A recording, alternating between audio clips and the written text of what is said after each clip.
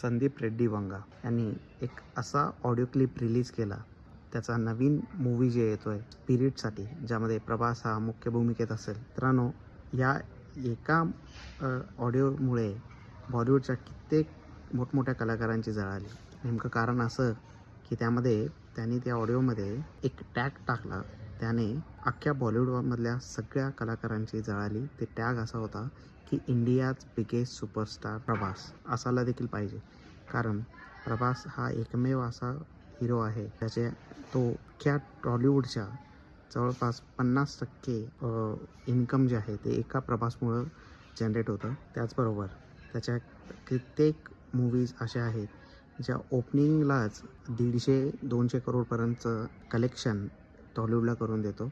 Even Adipurush हा disaster movie असला तरी त्याचा आतापर्यंत रेकॉर्ड आहे 223-200 करोड प्लस ओपनिंग त्याने त्या मूवीने दिला होता. तर प्रभास हा इंडियाचा बिगेस्ट सुपरस्टार आहे हे मान्य करावं लागेल आत्ताच्या घडीला. थँक्यू.